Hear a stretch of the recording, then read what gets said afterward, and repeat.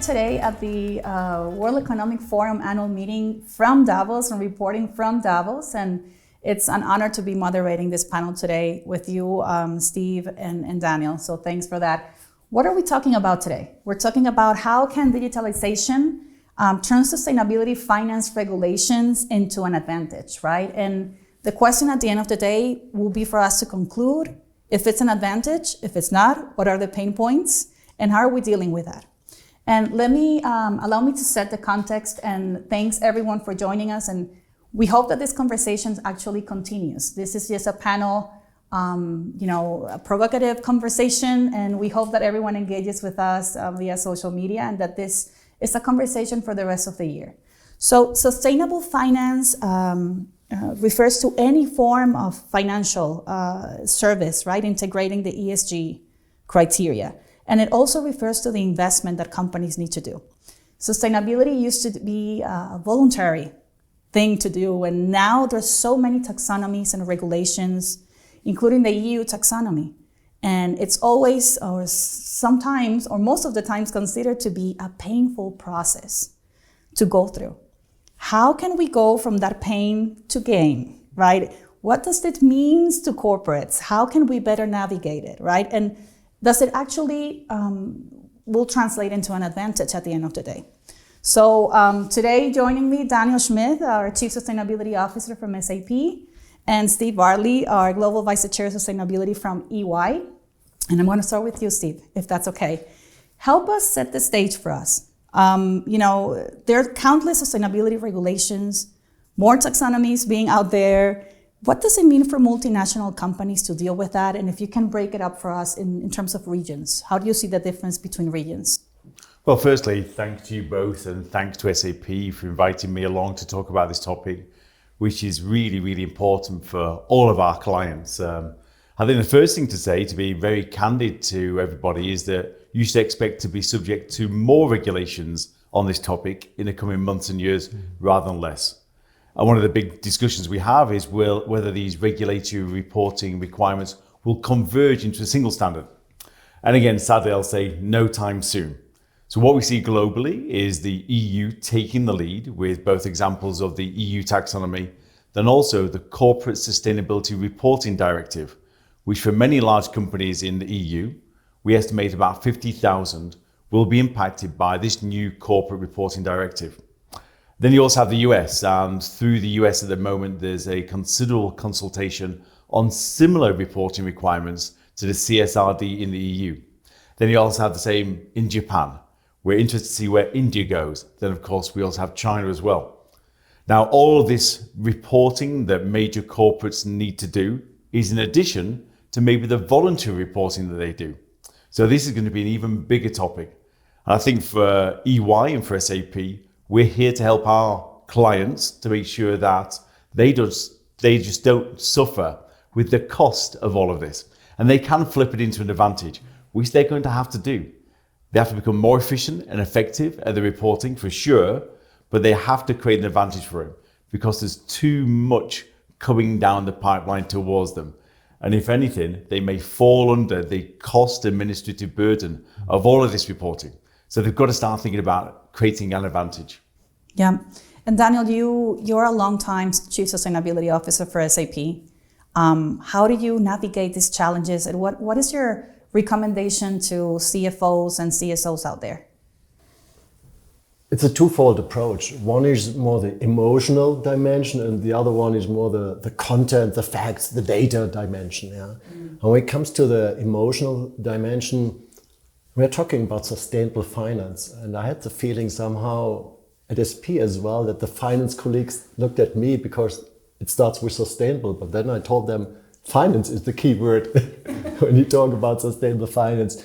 And it's so inspiring for me to see how the line of business heads, like Christopher Cesar, our head of corporate financial reporting, or our head of controlling, our head of purchasing, the head of treasury, investor relations, we came all together in a program. We called it Sustainable Finance.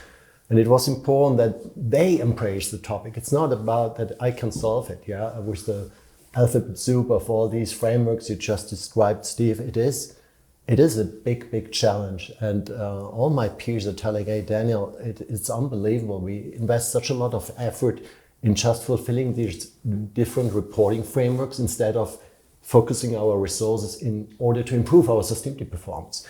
So it's important to reach out to these line of business heads in finance, explaining the overall beauty of the overall business case, explaining that sustainability can be a wonderful innovation driver. But it is important as well that they are on board to help the other lines of business in the operations, in production, in logistics and so on, to help them to make informed decisions. Yeah? So that is key, that you explain that journey to them, that you are open as well, that it is currently quite a significant effort to get the data or being aligned and eligible with the EU taxonomy, just to pick that one. But then helping them to understand, oh, if we have the data in our hands in a timely fashion, then it's not only about fulfilling reporting needs, it is about how decisions are made in the future in a company. SAP is supporting lots of customers around the EU taxonomy. And I know, Steve, you also very often are involved in projects where you take the role as an auditor as well. If we look beyond reporting, what do you guys think is the opportunity that we have ahead? How could you define that? Well, I think for many of our clients, not only do they have the reporting obligations that we've just talked about, and Daniel explained really well, I think the opportunity for sustainability and finance to team together even more. But if you look again at CSRD from the EU, they've set an expectation that the reporting has a degree of what they call limited assurance. Now that's a formal term for the EU. Limited assurance means a subset of the data will have to be reviewed and signed off by a third party. They also, the EU in their reporting directive, set an expectation that by 2028 there'd have to be reasonable assurance. Now, for all of you out there, reasonable assurance is exactly the same level of assurance that we apply to your financial statements. So now we have a really new world here. We used to have sustainability reporting being the poor second or third cousin to finance. That's not the way the EU views this. And it's a really important point here that the EU and also the SEC in the USA view sustainability information as being key to decision making for major investors. And actually for all of us as retail investors. They believe, the EU and the SEC believe, that the sustainability information is used by shareholders to make decisions on their investment into a company. And on that basis, they believe, just like financial information, it should eventually be reasonably assured by a third party, which in shorthand just means that all of your sustainability information will be audited by someone like EY. And that will create reasonable assurance. That's a really big step change in the marketplace. But if you can do that well as a company, here's where I come from, you can create trust, better trust with your shareholders. And we all know how valuable trust is and how trust gives you resilience as well in the marketplace. That's why I think you can start to think about value flowing from reporting. Daniel, you share a similar perspective there? Yes, and let me build on that. Again, two aspects. One is, you asked about the opportunity, but we talked about as well all these currently manual efforts. And you touched on the engagement with the Deutsche Post DHL, the biggest logistic company in the world, where we had a great co-innovation project on the way, learning as well from them about the huge effort they have to screen their 200,000 assets when it comes to the EU taxonomy. And of course, that is an opportunity to move from manual efforts to automated processes to reduce these efforts. That is number one. Number two is when you create a transparency in a way that you have the data in your hands in a timely fashion, not 3-4 months after fiscal year is over, which is today quite often the case with the non-financial numbers and indicators. If you have these data at the point of the decision in your hands, and if you have the data in a way that it's not just average data, but we need to move to actuals, having the concrete data in our hands from our supply chain, from our own operations, downstream when it comes to our customer engagements. Then this allows the decision makers in the company to make these informed decisions. And let me stress that for one more moment. It is about coming from a world where we are all well trained for decades, yeah, when it comes to financial optimization. And you touched on the investor community. They are more and more looking, and I observe that trend, about impact investment. Then it's the question how to measure the impact of business activities on us, on people, on society, and on our planet. And if you add this to our economic, well-trained optimization point of view and add the view on what is the impact on the planet, what is the impact on society, that leads to a holistic picture. That leads to better business decisions. That leads to better business outcome. That ensures the mid and long-term success of your company. Steve, how do you activate this reporting then? How do you get customers, investors, stakeholders inspired? And how do you activate it? Like, how do you make also a positive reporting at the end of the day? Sure, I think this is an opportunity, I think, for many companies. I think the key is identifying your stakeholder groups, being active in doing so, so making sure you understand who you need to talk to, who you need to engage with, what information do they need in order to establish a greater trust in your company, in your products and your services. And for many of the leading companies in this space, I think they also engage directly with their customers, maybe through a digital means, to make sure they get also feedback from their customers about their sustainability efforts.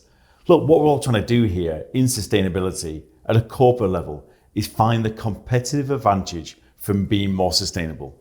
And if you can find competitive advantage, then you get the right to win more customers, have a greater customer share, maybe have a premium price point. And now we're really talking about value creation by being more sustainable. Speaking of sorry to interrupt you, of course. but just to add this dimension, and I feel that as well at SAP internally, the employees would like to work for a company which is a sustainable one. So when it comes to employee engagement, being proud of the company, that is one aspect. For the talents you would like to see to apply for a company like EY or SAP, for them it's even a bigger topic. Yeah, it's a key differentiation for them, the key differentiator if they apply for a job for company A or company B. So it's another element. Looking at all the stakeholders, the customers and consumers, the investors, but as well the employees and the talents on that topic. And there are increased expectations from all these various stakeholders. So digitalization, talk to me about that, and digitalization in sustainable finance. So how do you see that working out? What's the benefit at the end of the day? Does it make this a less painful process? I think there's, in reality, to use a phrase, I don't think there's enough green without going fully digital. They're inextricably linked together. And the amount of corporate reporting that we're all being asked to do, our customers and clients are being asked to do, I don't see how they can do that with the right accuracy in a timely fashion, as Daniel said. I don't think they can do that without digitization at scale, about embracing some new technology to make sure they collect the information correctly. They've employed taxonomy that provides them with an apples to apples and pairs to pairs across their whole organization. And then there's another dynamic I think we need to talk about here where a digital solution can help. Because we see a world where, again, as per financial information, sustainability information as it's rolled up through the organization will need to be checked and signed off by tiers of management before it gets to the executive. Just in the same way, for those working in the US and Japan, you have a Sarbanes-Oxley approach today on financial information, where financial controllers sign off the financial data before it reaches the executive to create a greater sense of responsibility. The same will apply to sustainability information. That can't be done without digitizing at a significant scale within the organization, without having the right workflows so that we can sign it off, the information off, the sustainability information off before it gets to the executive. So I don't think that we can all move forward and deliver on the expectations of regulators and governments like the EU or the US. But more fundamentally, I think without digitizing, we don't get to tell our proper story to our stakeholders, our employees, our customers, and the regulators. There could be gaps, there could be inaccuracies. This is where digitization, I think, is really important. Mm-hmm. Daniel, how can SAP help corporates and all of our customers reach their ambitious climate goals at the end of the day? Before I answer that question, let me share an anecdote, just an experience from 2 days ago here in Davos, where I was so impressed with a statement from the CEO of Ørsted, the Danish utility company, energy company. He said just 2 weeks ago, they made a decision about a business case, and it was a very unattractive business case. And of course, we are on a journey. We do not yet have all the data. I mentioned the topic of impact measurement and valuation, which is key, but we are not yet there. Yeah, we don't have this global harmonized standard that stakeholders internally and externally can compare the data and making these informed decisions based on that. So I was impressed by him when he said, hey, we had a very ugly business case, but we made the decision because we were convinced about that. Well, that's number one. Number two is coming back to your question about helping our customers with digital solutions. And Lourdes, as you know, our customers for decades use our systems to run their critical business processes, their material flows, their financial flows. They expect now from us, from SAP, to embed sustainability criteria in our data models. That would allow that the data are really embedded in the business processes. Then you have the data at the point of the decision or when you need that. And moving from this world of averages, in particular on the climate action world and in greenhouse gas emission world, from averages to actuals, from spend-based approach to really transaction-based approach, to activity-based approaches, to have the real data, because then you can say, okay, supplier A is performing financially and from an environmental perspective like this, and supplier B like this. Then I can compare and then I can make the right decision based on that. So that is number one, embedding sustainability data in our data models and being embedded in the business processes. And for the current business challenges of our customers, they expect dedicated solutions. Like the topic having the data not just on a corporate level, but down on a product level, because in many companies, decisions are made on a product level, depending on the industry. And the customers of these companies expect for their full entirely transparency, scope 1, scope 2, and scope 3 emissions, they need the data on a product level. Yeah? And this needs to be done in an automated fashion. That means the expertise of SAP with the business processes needs to be combined with the expertise and capabilities of business networks to make it in an automated way happening across customer or company boundaries. And then we have solutions like in the circular space, circularity, which is heavily connected to climate action. 45% opportunity to bring down emissions if you really run circular and design products in a way that you don't have waste at all. So it's a great opportunity. It's a great innovation driver as well. And here our solution, SAP Responsible Design Production, resonates so well, in particular with the first use case about packaging.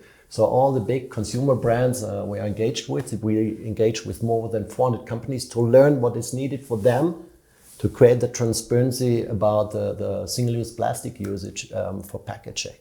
Then coming back to the reporting frameworks, Sustainability Control Tower is here the flagship solution from our side, allowing to create that transparency internally for decision making, but as well to fulfill the various reporting frameworks. And based on the learnings with Deutsche Post DHL, we integrate now these automation of screening of assets in that solution as well, so it will become part of the standard. I could continue with success factors and Ariba and the social dimension and how to ensure that social standards, labor rights, human rights, labor standards are met in the supply chain, but I'll stop here. We started this with the question, can digitalization actually turn sustainability, finance regulations into an advantage? If you can help me out so we can wrap up the conversation. Is it a yes? Is it a no answer to this question? Is it an obvious yes based on your interactions today? How would you like to close it up for today? I would say it has to be a yes. It has to be a yes. Yeah, it has to be a yes. And with EY and SAP, we're here to help it turn into a yes. But this is not a trivial matter. For organizations to respond to the EU taxonomy, to be compliant with CSRD, that's just a starting point, that's the foundation. Now we need executives to have the confidence in the information collected through digital means across their enterprise, so they can make better decisions, so they can impact their stakeholders, their customers. That's the key point, I think, in this. So for me, it may not be a yes now, but we have to work together to make it into a yes. What about you, Daniel? I totally agree to Steve. Nothing to add from my side to that. Do we have the right skills at our organizations to go over this process? Oh, now this is Another topic. You're opening it up. Another panel. We could talk about 2 hours, but the clear answer is no. Yeah. And there's a clear need for that. And let me compare that with the analogy when it's about soccer and World Championship. Even our team was from Germany only for a few days there. But then we have 80 million people in Germany who think they can be better coaches than the national coach. Yeah, and the same is sometimes, I'm not sure, Steve, if you observe that as well, but I observe that when it comes to sustainability, everyone talks about it. But really having the expertise in a business context, what does it mean? How you need to challenge your business model, how you need to challenge how you design and produce and manufacture your products, how you come up with the services on the market, how to ensure the stakeholder buy-in, how to show the attractive business case, moving companies not just from a risk perspective to, oh, if I'm more energy efficient, I reduce emissions and I reduce costs, and then seeing sustainability as a beautiful opportunity for driving innovation, driving growth, doing things in a different way. And we can't continue as business as usual. We need to do business in a different way going forward. And for me, it's so obvious. There's either sustainable business or no business. That's really good. Thank you, both of you, for sharing your knowledge, your expertise. And I hope that it was a very valuable conversation for all of you watching. And as I started, we hope that the conversation continues for the rest of the year. And happy 2023 to all of you. From Davos to you. Thank you.